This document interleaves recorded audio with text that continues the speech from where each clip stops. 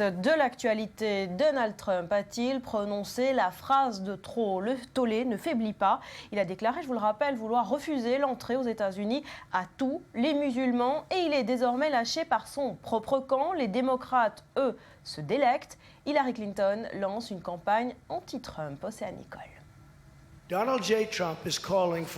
Donald Trump appelle à l'arrêt total et complet de l'entrée des musulmans aux États-Unis, jusqu'à ce que les élus de notre pays comprennent ce qui se passe. Cette déclaration a fait le tour du monde plus de 24 heures après les propos chocs de Donald Trump. Les candidats aux primaires américaines condamnent vivement cette idée de fermer les frontières américaines aux musulmans.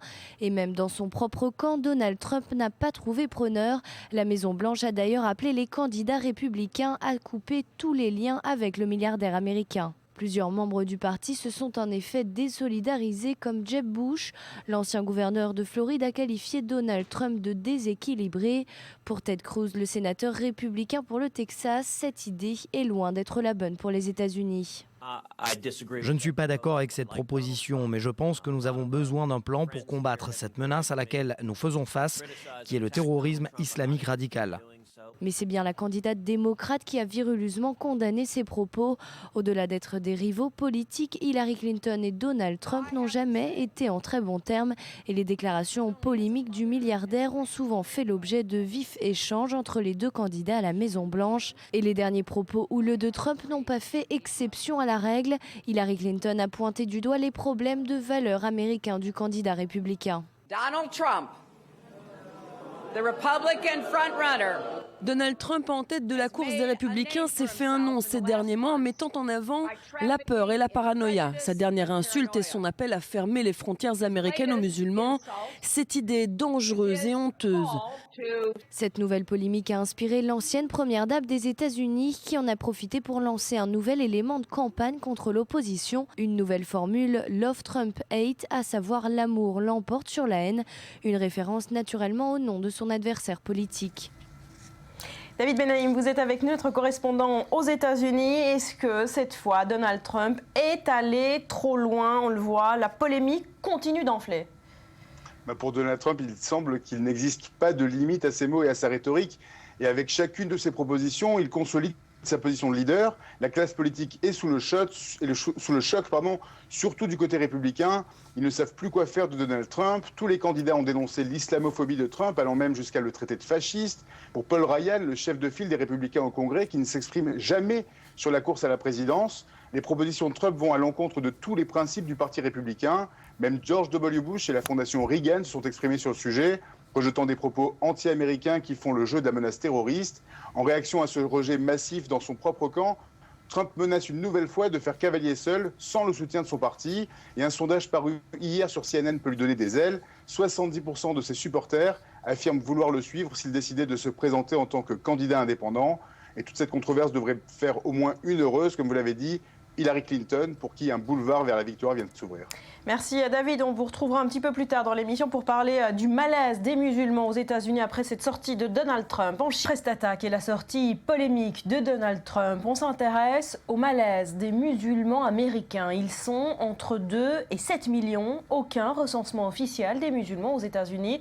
Il y aurait en outre 2000 mosquées à travers le pays. Un pays profondément catholique où la communauté musulmane se sent souvent stigmatisée. Jonathan Serrero. Depuis la tuerie de San Bernardino, la communauté musulmane des États-Unis est pointée du doigt. La dernière sortie du candidat à la primaire républicaine Donald Trump n'est pas censée la rassurer. Le directeur de ce centre islamique du New Jersey implore l'homme d'affaires de mettre fin à ces accusations. Si M. Trump veut empêcher le meurtre d'une nouvelle personne, il ne devrait pas émettre une telle proposition. Il légitime les agressions contre notre communauté. Pour le directeur du Conseil islamo-américain Nihad Awad, les idées défendues par Trump donnent raison aux terroristes de l'État islamique. Sa proposition est tout simplement choquante. Elle suggère de différencier les musulmans des autres Américains. Prendre une telle mesure serait contre-productif et donnerait raison aux terroristes. Elle renverrait aussi aux pires heures de l'histoire et à la politique de l'Allemagne nazie contre les Juifs. Malgré les appels lancés des représentants de l'islam dans le pays, le nombre d'actes anti-musulmans a explosé aux États-Unis. Dans le seul État du Texas, une douzaine d'actes de vandalisme a été recensée en moins de 2 semaines.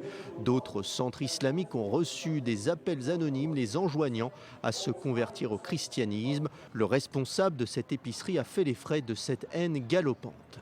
Un homme est entré dans le magasin. Il m'a frappé au visage et je suis tombé sur le côté, sur la machine à glace. Ensuite, il a dit « Je veux tuer des musulmans ». Une stigmatisation qui inquiète aussi les autorités, au premier rang duquel le président américain Barack Obama. Le leader de la Maison-Blanche rappelle ainsi son peuple à l'unité. Tous les responsables musulmans de la planète et dans le pays doivent condamner l'idéologie haineuse et extrémiste répandue par l'État islamique et Al-Qaïda. Nous devons extirper les raccourcis de notre société et éviter de stigmatiser une communauté par rapport au reste de la population. Selon plusieurs enquêtes de recensement, la communauté musulmane aux États-Unis est estimée entre 2 et 7 millions de personnes. Et on vous retrouve, David Benaï, notre correspondant aux États-Unis. Est-ce qu'il y a un regain de l'islamophobie dans le pays, notamment depuis cette attaque de San Bernardino ? L'atmosphère est de plus en plus nauséabonde et pour les musulmans américains, depuis les attaques de San Bernardino, les incidents islamophobes se multiplient. L'amalgame et la stigmatisation post-11 septembre ressurgissent. Vendredi dernier, une mosquée a été vandalisée en Floride. Samedi, c'est un Coran déchiqueté qui a été retrouvé sur les marches d'une mosquée au Texas. Et hier, sur le site d'un centre culturel d'études islamiques en Virginie, un groupe d'agitateurs s'est écrié « Tous les musulmans sont des terroristes ». Le FBI a enregistré déjà un pic d'agression islamophobe depuis les attentats de Boston, mais les autorités redoutent une nouvelle vague xénophobe au moins équivalente à celle observée en 2001. Alors de manière générale, David, comment est perçu l'islam aux États-Unis, un pays où on jure sur la Bible, où le christianisme est profondément ancré ? D'après l'Institut public sur les religions, 56% des Américains estiment que les valeurs de l'islam sont incompatibles avec leurs valeurs et leur mode de vie. C'est 10 points de plus que lors de la dernière étude réalisée en 2011. La perception de l'islam s'est dégradée ces dernières années en corrélation directe avec la menace de l'État islamique. Mais moins d'1% de la population est musulmane et les Américains manquent de communauté. Il y a très peu de représentation positive à la télévision, aucun personnage charismatique dans les séries télé, pas de présentateur vedette musulman sur les chaînes d'infos. Dans la mémoire collective, comme dans les scénarios hollywoodiens, les musulmans sont forcément des Arabes, terroristes, sans aucune allégeance possible pour les États-Unis. Voilà pour l'islam aux États-Unis. Merci David. Et c'est dans ce